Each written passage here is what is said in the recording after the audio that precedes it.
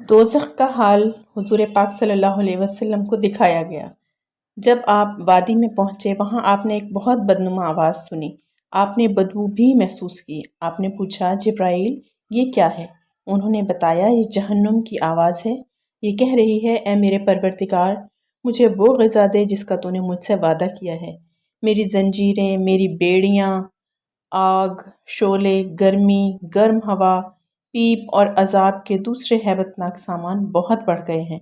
मेरी गहराई और इस गहराई में आग की तपिश यानी मेरा पेट और उसकी भूख बहुत ज़्यादा है।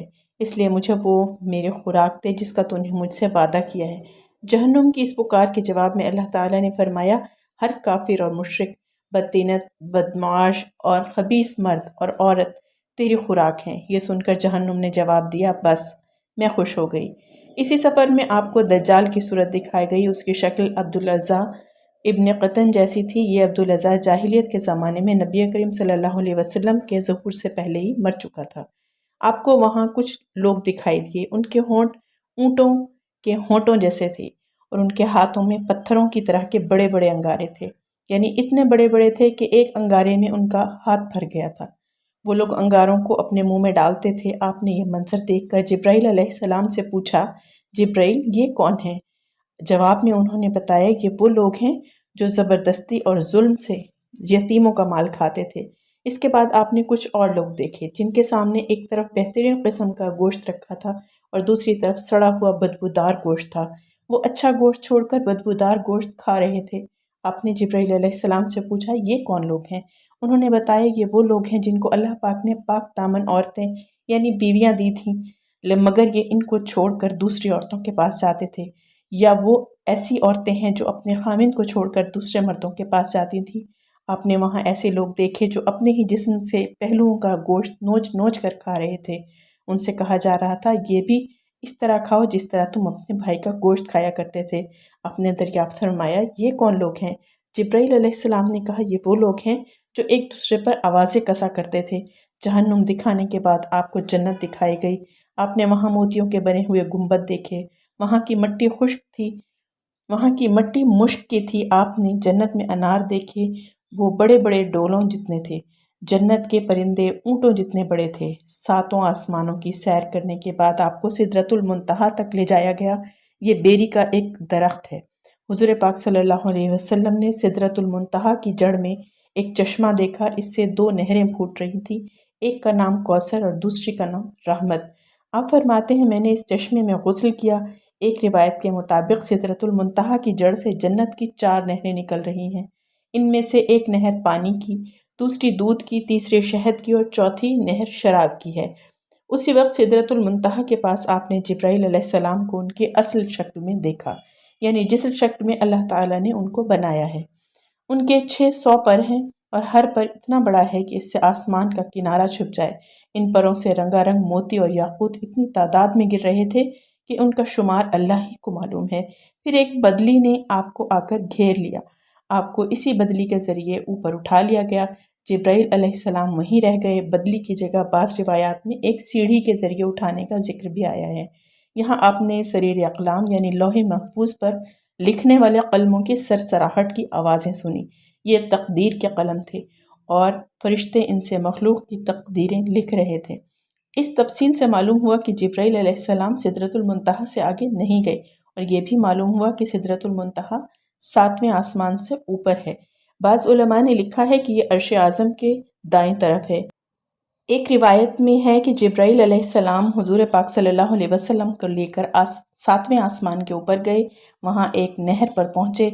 उसमें याकूत, मोती और ज़बरजद के खैमे लगे थे। इस नहर में एक सब्ज़ रंग का परिंदा था।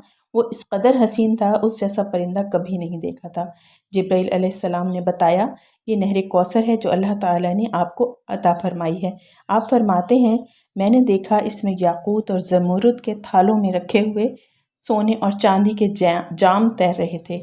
इस नहर का पानी दूध से ज़्यादा सफ़ेद था। मैंने एक जाम उठाया, इस नहर से पानी भरकर पिया तो वो शहद से ज़्यादा मीठा और मुश्क से ज़्यादा खुशबूदार था। आप फरमाते हैं, जिब्राइल अलैहिस्सलाम मुझे लिए हुए सिदरतुल मुंतहा तक पहुँचे। उसके पास हिजाब किब्र है।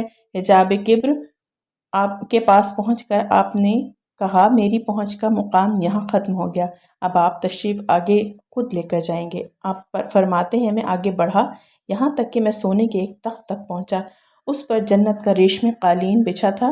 اسی وقت جبرائیل علیہ السلام کی آواز میں نے سنی، وہ کہہ رہے تھے اے محمد، اللہ تعالیٰ آپ کی تعریف فرما رہے ہیں، آپ سنیے اور اطاعت کیجیے، آپ کلام الہی سے دہشت زدہ نہ ہوں۔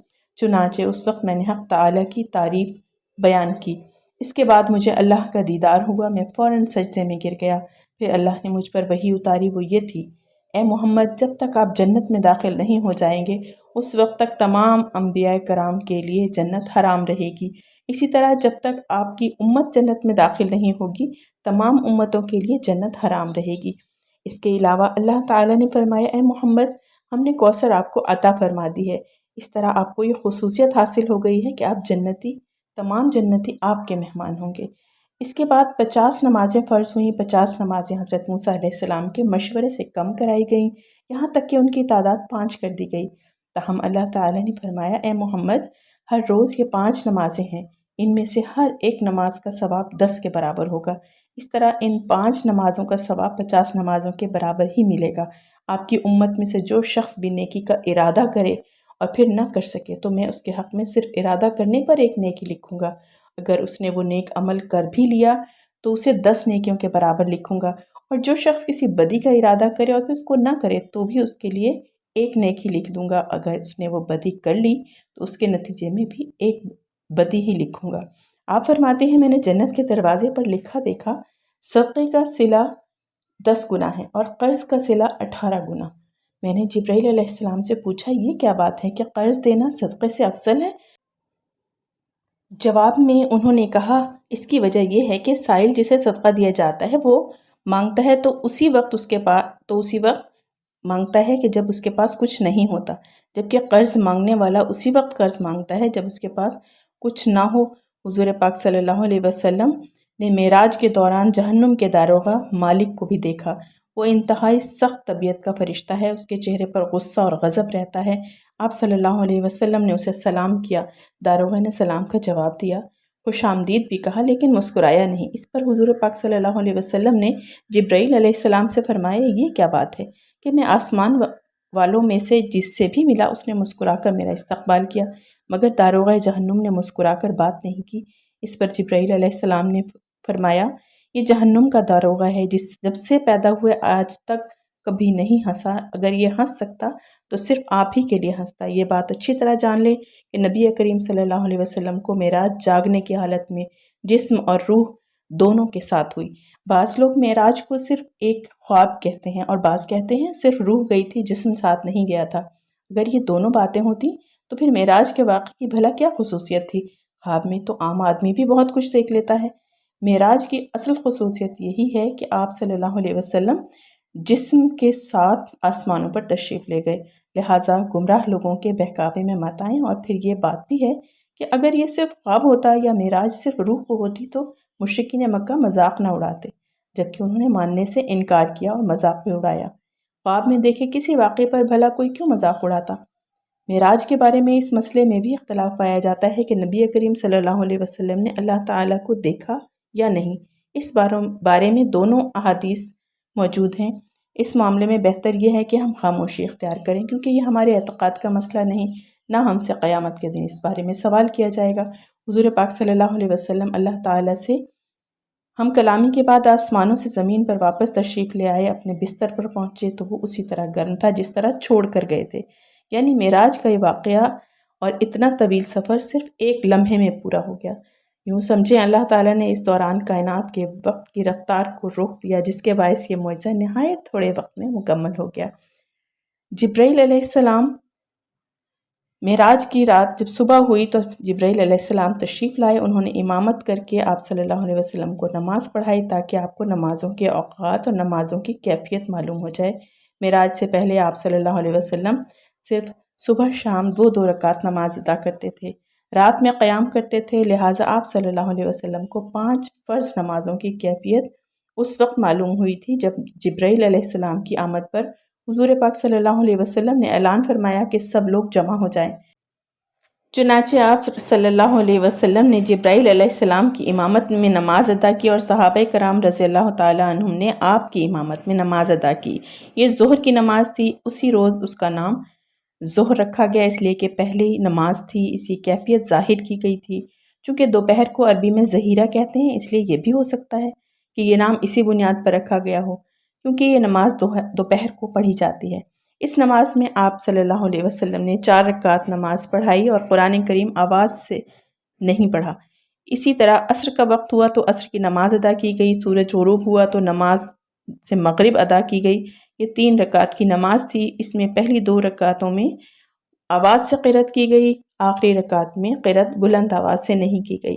इस नमाज में भी ज़ोहर और असर की तरह हज़रत जिब्राइल अलैहिस्सलाम आगे थे। आप सल्लल्लाहु अलैहि वसल्लम उनकी इमामत में नमाज अदा कर रहे थे और सहाबा नबी करीम पाक सल्लल्लाहु अलैहि वसल्लम की इमामत में नमाज अदा कर रहे थे। इसका मतलब ये है कि हुज़ूर पाक सल्लल्लाहु अलैहि वसल्लम उस वक्त मुक़्तदी भी थे और इमाम भी। रहा ये सवाल कि ये नमाज कहाँ पढ़ी गई, तो इसका जवाब ये है कि खाना काबा में पढ़ी गई। आप सल्लल्लाहु अलैहि वसल्लम का रुख बैतुल मुक़द्दस की तरफ था, क्योंकि उस वक्त क़िबला बैतुल मुक़द्दस था। हुज़ूर पाक सल्लल्लाहु अलैहि वसल्लम जब तक मक्का मुअज़्ज़मा में रहे, उसी की सिमत मुँह करके नमाज अदा करते रहे। जिब्राइल अलैहिस्सलाम ने पहले दिन नमाज़ों के अव्वल वक्त में ये नमाज़ पढ़ाई, दूसरे दिन आखिरी वक्त में, ताकि मालूम हो जाए नमाज़ों के औक़ात कहाँ से कहाँ तक हैं। इस तरह ये 5 नमाज़ें फ़र्ज़ हुईं। इनके पढ़ने का तरीक़ा भी आसमान से नाजिल हुआ। आज कुछ लोग कहते नज़र आते हैं नमाज का कोई तरीक़ा कुरान से साबित नहीं, लिहाजा नमाज किसी भी तरीक़े से पढ़ी जा सकती है, हम तो बस कुरान को मानते हैं। ऐसे लोग सरीह गुमराही में हैं। नमाज का तरीक़ा भी आसमान ही से नाजिल हुआ और हमें नमाज इसी तरह पढ़ना होगी जिस तरह से नबी पाक सल्लल्लाहु अलैहि वसल्लम और आपके सहाबा रज़ी अल्लाह ताला अन्हुम पढ़ा करते थे।